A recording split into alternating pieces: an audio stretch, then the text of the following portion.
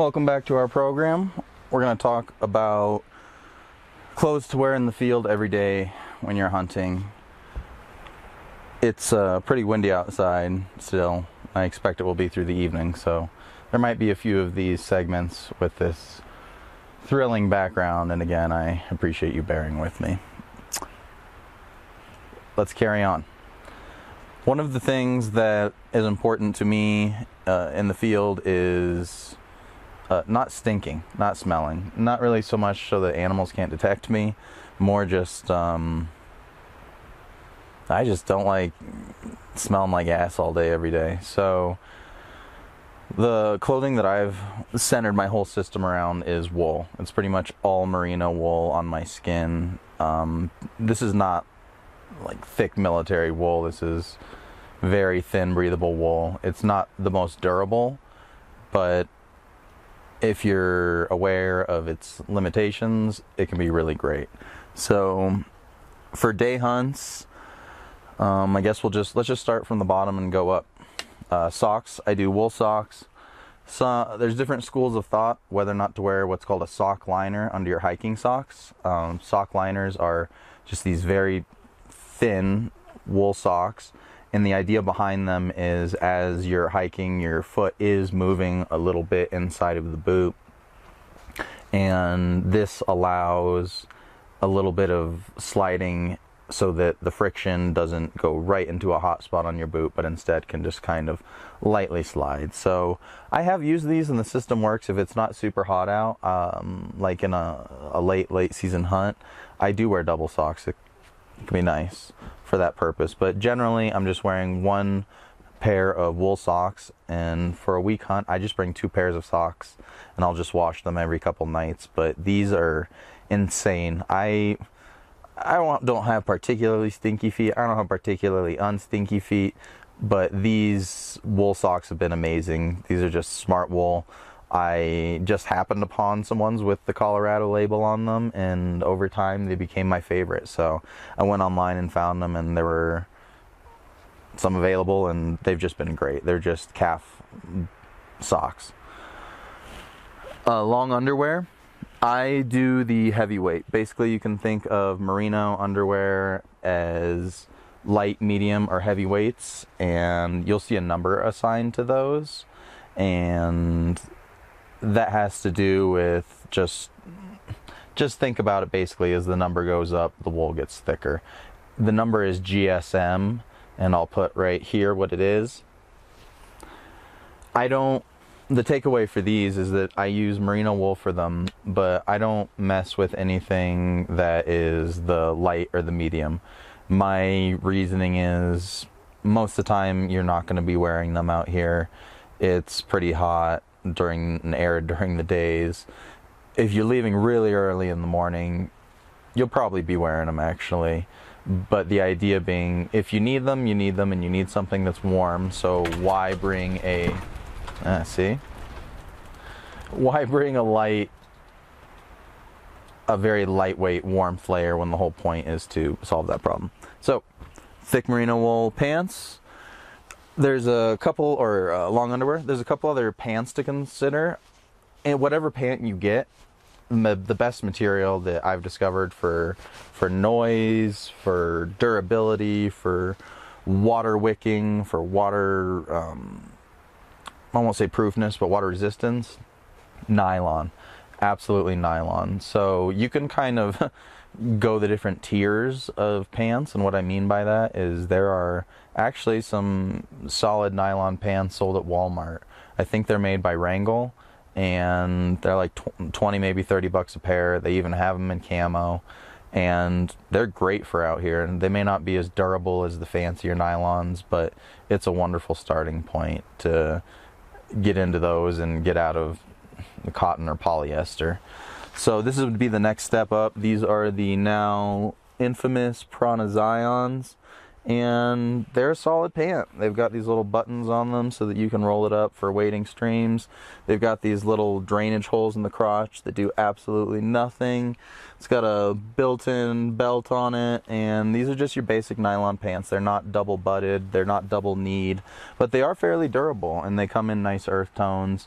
I have hunted in these extensively on a hot weather hunt. I'll definitely wear these just because they're the lightest weight nylon, and yeah, I've had great luck with them. They're wonderful pants. The other ones to consider are, oh, looks like the ones I'm wearing right now. Basically what I'm wearing right now, yeah, there you go. These are the First Light ones. I think they're the Corrugate something, Corrugate Guide, Corrugate whatever.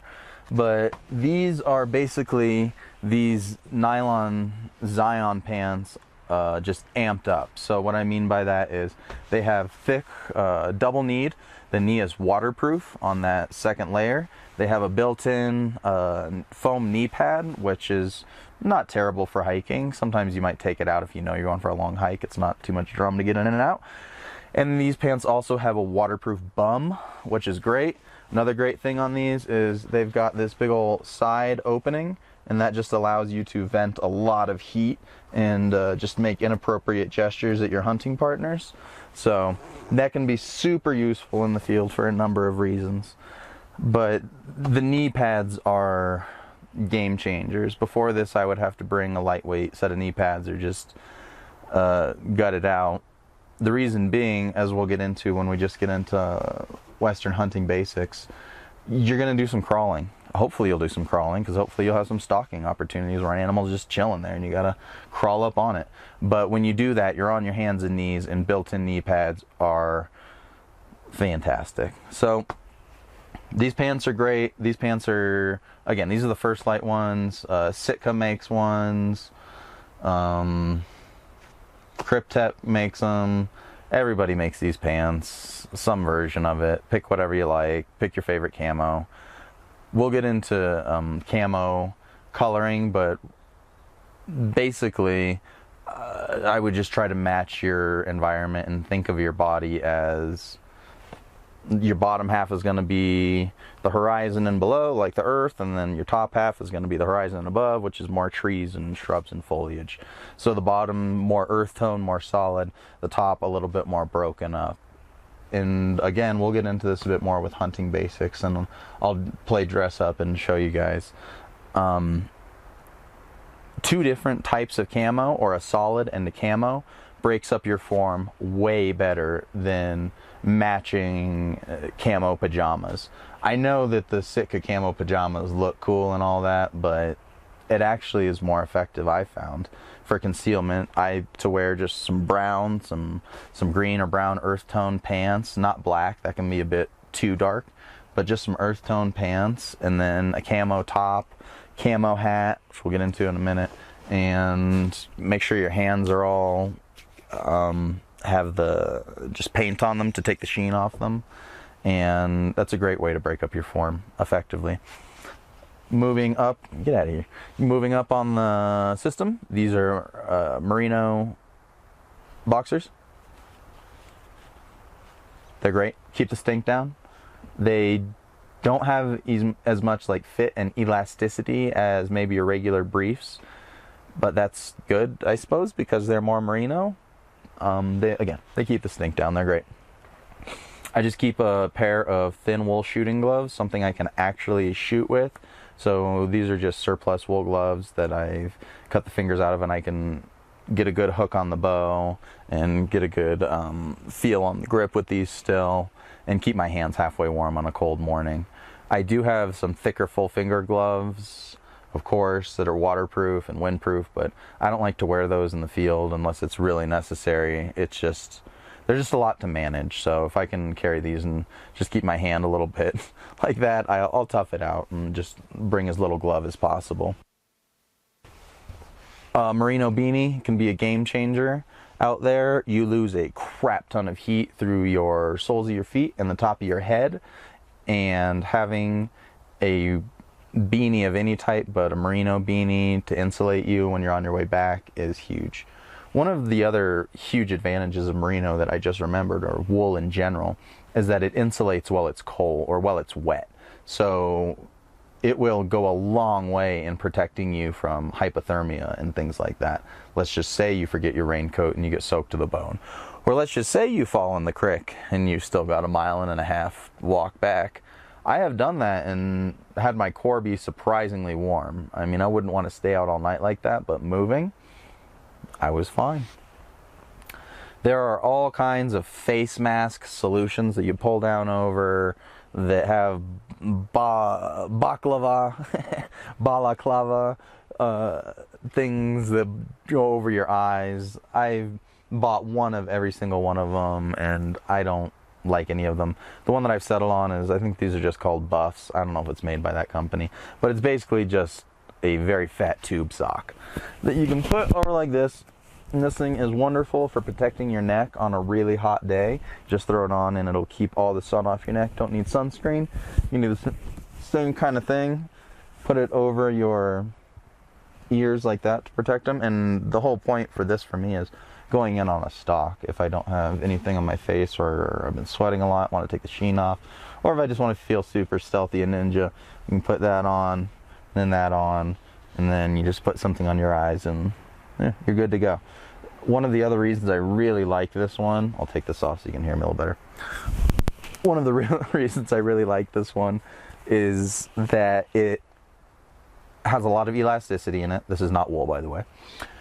This has a lot of elasticity in it, so it sticks really close to my face. So when I come back at full draw and I've got that bowstring right here on my face, I get a clean release. It's not grabbing any extra fluffy material.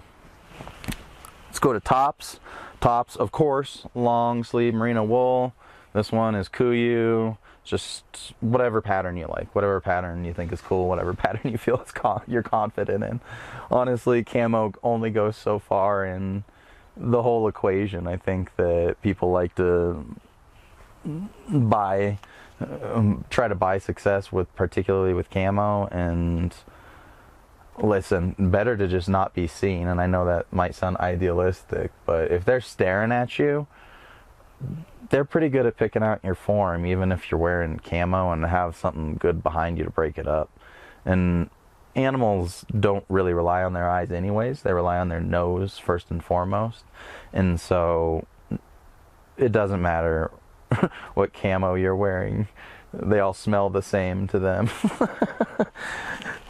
The next layer above that is, this is a heavyweight, well, this one's the Furnace 350 weight. Just a collared sweatshirt, I suppose, is what that would be. But a mid layer that you can put over that. In Colorado and in mountain hunting, you definitely want to dress in layers. So, because again, it can change so quickly, the temperature during the day, the weather. It can change very drastically depending on what side of the mountain you're on, if you're down by a creek, if you've fallen in the creek, all those kinds of things. So I love this thing. This thing is super warm, doesn't get stinky, and unless it is flipping cold out, this plus the long underwear and a beanie and this last item I'll show you, it's warm enough for all day, every day out here, even getting out at 4 in the morning and coming back at 10 at night. And I say that because sometimes you've got an hour or two hike to get where you want to go. And you'll be leaving early, and you'll be leaving after your last attempt in the field, maybe at 8:30 or 8 o'clock, and you'll still have a good hike home. So definitely want to plan for after dark coldness. This is a non-negotiable item in your kit. This is a ridiculously light raincoat that rides in your backpack. That is just part of your given weight. This protects you from wind. This protects you obviously from rain, and that's the big thing, is wetness and getting in a storm up here, not being able to keep your core warm. That is the #1 reason people die from exposure up here, and it can be easily prevented with a nice thick wool sweater and a raincoat, really. So this, again, this is non-negotiable. This one's First Light, of course. We get a discount for them for working with the nonprofit, and this is under a pound. It's not super durable. It's not meant to be, but it keeps the rain off like crazy. And again, it's when you need a raincoat, it's non-negotiable. Last item on here is hats. I always just wear a baseball hat. Make sure that it doesn't have any bright colors or lettering on it. If I were to take this one in the field, I would actually put white, or get rid of this white. Any white you have is going to be really bright. White reflects in the most light of any of the colors. I don't want a color or not, it reflects the most light. So if I were to take this one, I would take the lettering, a Sharpie to the lettering, which I've done plenty of times. Otherwise, this one is a great option. The dark back, the camo front. This one is not a great option. You can just see it pops that back whiteness. So just be aware of things like that. Don't just throw on your favorite hat. A lot of these hats also have like a shiny buckle on it or something like that. Shiny things are a no-no, because there's not shiny things in the woods, and as we've discussed, animals are very adept at seeing things that are not forest. Last thing is just a hat to protect your neck. Floppy hats are okay. They're super lightweight, so those can be great to put in your backpack, but they have limited utility. They don't breathe well. I don't like to shoot with them. I think they look ridiculous. So I don't really carry the floppy hats out here. I have a couple of more traditional cowboy hats, of course, that are leather, but they're not nearly as utilitarian as this one. I've had this one going on 20 years. It's just a felt cowboy hat. The entire thing is felt. And this one I've put G1000 Greenland wax on. So even before that, this thing is entirely waterproof. So if you just need to do a task in the pouring rain and keep the water from pouring down the back of your jacket inside your neck, and you just want it pouring off the front, this kind of a hat is amazing. The other thing about these felt hats is they're crushable. So I don't want to beat this thing up too much, but you get the idea. You can crush these hats and shove it in your backpack, and it's not like a fancy haberdashery hat. So you can get these fairly affordable and stick a feather in it and call it macaroni. I think that's it for the field clothes. I'll go into boots in a different segment. Let's get into some of the more insulating clothes, the poofy clothes, camp clothes. Yeah, it's fashion hour. See you in a minute.